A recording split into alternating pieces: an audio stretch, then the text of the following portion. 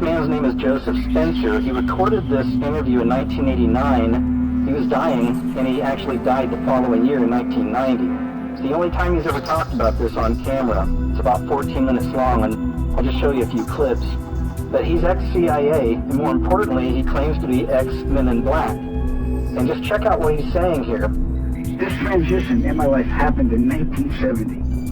The senior black project director was William T. Latham, who had worked under CIA Executive Director Richard Schlesinger. Latham stated that I was a perfect candidate for my new position. I was a foster child, and I had no connections to existing relatives. I had no friends or social life. It was easy for them to erase my past and provide me with a new identity. I gave myself to them as a priest would to his God. But first, my mind had to be erased.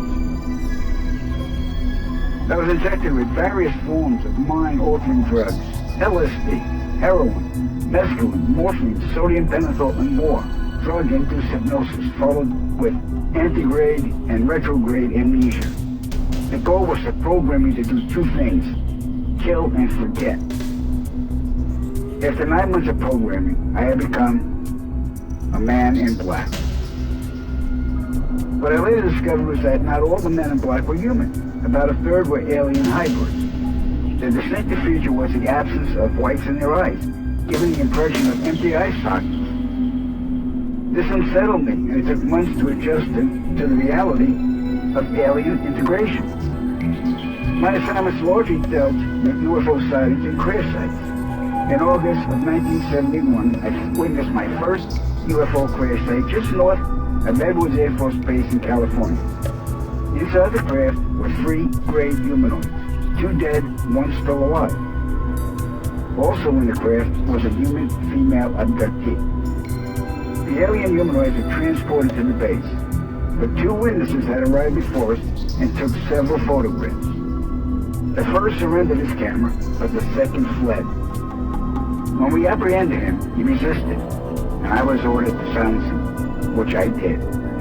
The killing of witnesses was executed with a wand that acted very much like today's taser, but the voltage from the wand caused immediate cardiac arrest, and the victim's death would be attributed to natural causes. We silenced countless victims, not only men, but women of all ages and even teenagers. The following day, after each kill, our memories were reset, so we would have no recollection of the murders. A good majority of the victims were ufologists and whistleblowers.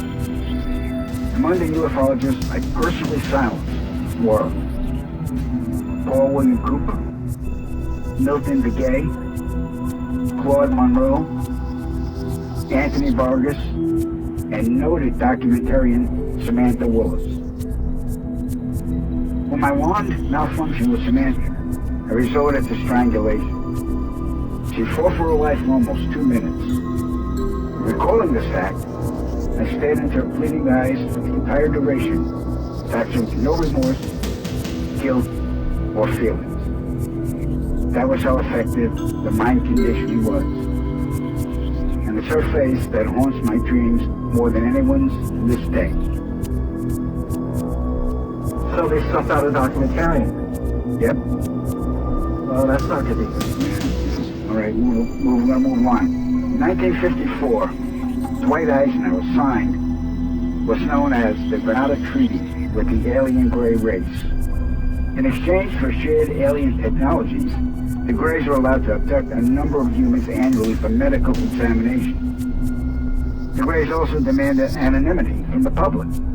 A short time later, human technology took a giant leap forward with circuit chips, fiber optics, and lasers.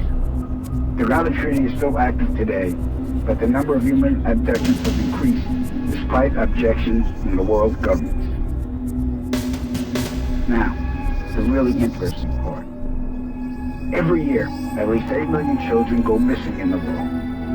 I can attest that 1/3 of them are abducted by government operatives and transported to any one of the 1,477 underground military installations on the planet, then imprisoned for the remainder of their lives. The children are subjected to biological and genetic experiments, dissections, and mutilations performed not by human scientists, but an alien gray species. During my stay at the Vanguard Underground Base north of Phoenix, Arizona, I witnessed many of these procedures. Because there's no form of anesthesia administered to the young patients, the halls reverberated the screams of tortured children from morning to night. The ones that perished were incinerated in the installation's crematoriums. My point of contact at this base was Lieutenant Colonel Charles T. Leininger, and he was a human alien hybrid. And get ready for this.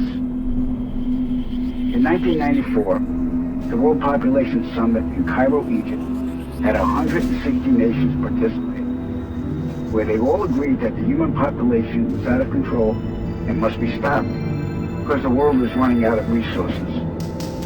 An agreement was formed that would mandate the reduction of humans from 6 billion to 800 million by the year 2030. This meant finding a method or methods to wipe out nearly 95% of the population. Solutions were discovered, investigated, tested, then created, and have been in full force since. The procedures have been inflicted onto the human race are as follows. 1. Toxic levels of chemically enhanced fluoride have been secretly added to our drinking water over the last 20 years in every city and community on the planet. I personally oversaw the delivery of fluoride barrels to Denver, Chicago, Tampa, and Minneapolis water departments. The adverse effects of fluoride poisoning to the human body are numerous and debilitating. The effects to children is damage to their neurological development, among other serious ailments. 2. Man-made viruses and diseases. The AIDS virus, which was a designer byproduct of the American Disease Institute, was distributed through vaccines to the public in 1980. Instituted as a preliminary population control tactic, the results were successful and led to more lab-produced viruses that have since been unleashed onto the public. Among those is the development of a mutated version of the common flu to replicate the 1918 influenza pandemic that killed 40 million people. The first strain of this new flu virus will be released to the public in late 2017. So if we see a flu outbreak in the late 2017 or early 2018 that's killing people, we'll know this is true. All right? 3. Killing us from the air with neurotoxins, barium chloride, cancer microbes, and viruses by way of chemtrails. Released into the skies daily over all inhabited regions by military aircrafts. The effects of these toxins are severe and over time lethal, causing respiratory ailments, cancer, damage to the immune systems, and sterilization in men. Since the chemtrail plan was implemented, sperm count in men has dropped nearly 50%. If this isn't reversed soon, the human race will face early extinction.